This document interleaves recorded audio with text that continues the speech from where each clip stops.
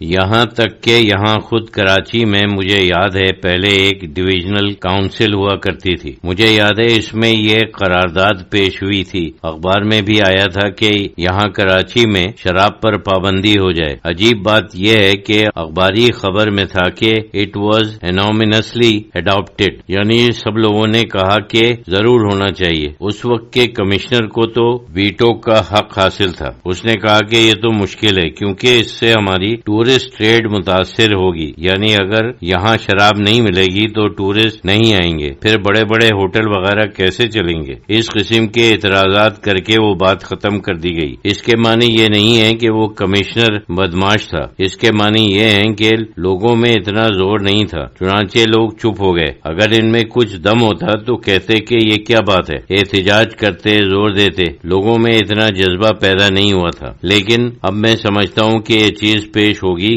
تو لوگوں میں جذبہ ہوگا. اس وجہ سے میں نے 10 سال کہا کہ وہ آہستہ آہستہ ہوگا. ویسے یہ اس آئین میں بھی ہے اور ایک کمیشن بھی ہے. فرق اتنا ہے اس کمیشن میں سپریم کورٹ کے چیف جسٹس ہیں، اس وجہ سے زیادہ امید کی جا سکتی ہے. ایک نئی چیز ہے، پہلے تو ایسی کمیٹیاں ہوتی تھیں، کوئی کام کرنے والی تھی ہی نہیں. یہ تو پرسنالٹی سے بھی پتہ چلتا ہے کہ وہ کچھ کرنے والے نہیں ہیں، لیکن چونکہ وہ بہرحال سنجیدہ اور قابل لوگ ہوتے تھے تو میں سمجھتا ہوں کہ کچھ نہ کچھ کام کر لیں گے، یعنی بنیادی کام شروع کر دیں گے. ایسا نہیں ہے کہ صرف ٹالیں گے، وہ اس قسم کے لوگ نہیں ہیں جو ایسا کریں گے. ایک صاحب نے کہا کہ نیشنل اسمبلی کے ایک ممبر مجھے بتا رہے تھے کہ اس میں ایک تھوڑا نقص ہے، وہ یہ کہ علماء کا جو گروپ ہے وہ انگریزی سے ناواقف ہے. حضرت شہید اللہ فریدی رحمت اللہ علیہ نے فرمایا کہ یہ تو ہمارے پورے ملک کا نقص ہے کہ مذہبی پیشوا جو ہیں وہ کسی اور دنیا میں رہتے ہیں اور باقی لوگ کسی اور دنیا میں رہتے ہیں. وہ ابھی تک ملے نہیں ہیں. ممکن ہے کہ کچھ اختلاف بھی ہو جائے، کچھ تناؤ بھی پیدا ہو جائے، یہ سب کچھ ہو سکتا ہے، لیکن پھر بھی میں سمجھتا ہوں کہ ایک قسم کا ذہن اس کے لیے تیار ہو رہا ہے اور چند سال میں یہ چیز انشاءاللہ تعالی ہو جائے گی. جب یہاں ہو جائے گا تو واقعی ایک چیز ہوگی. چھوٹی سی جگہ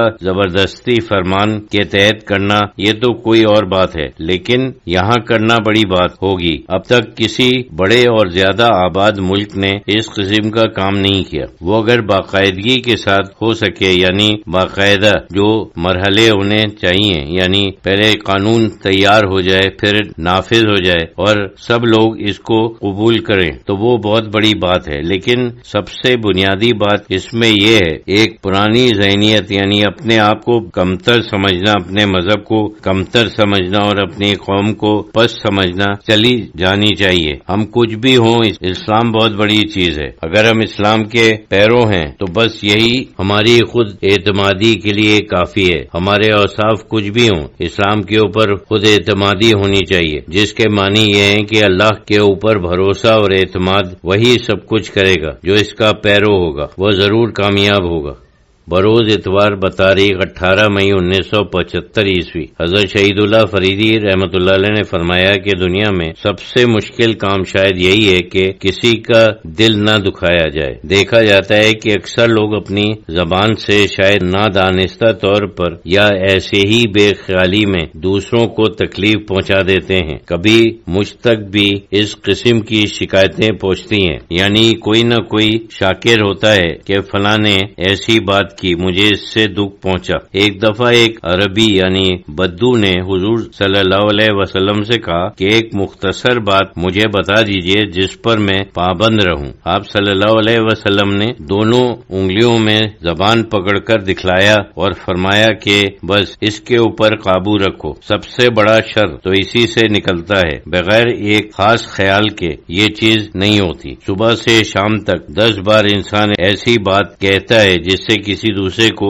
تکلیف پہنچ سکتی ہے. خاص خیال سے پھر یہ چیز ہو سکتی ہے. بعض لوگ یہ عذر پیش کرتے ہیں کہ جو کچھ میں نے کہا وہ سچی بات تھی، لیکن سچی باتوں کے کہنے کا ایک وقت ہوتا ہے. یہ کوئی ضروری نہیں ہے کہ سچی بات ہمیشہ کہنے کی ہو. بہت سی باتیں سچی ہوتی ہیں جو کہنے کی نہیں ہوتی. سچی بات اس وقت کہنی چاہیے جب بالکل ضروری ہو. مثلا کوئی ایسی غلط بات کہہ رہا ہو جس سے دوسرے لوگ گمراہ ہو رہے رہے ہوں، پھر ہمارا فرض ہو جاتا ہے کہ سچی بات کہیں۔ ایک شخص جو موجود نہیں ہے، کوئی اس کی برائی کرے، چاہے وہ بات سچ ہی ہو، یعنی واقعی وہ اس برائی میں مبتلا ہو، لیکن اس کے غیاب میں یعنی جس وقت وہ موجود نہ ہو بیان کرنا، تو ہم غیبت کے جرم میں مبتلا ہوتے ہیں، جو بہت بڑا جرم ہے اور جسے رسول اللہ صلی اللہ علیہ وسلم نے بہت سخت یعنی گناہ کبیرہ فرمایا ہے۔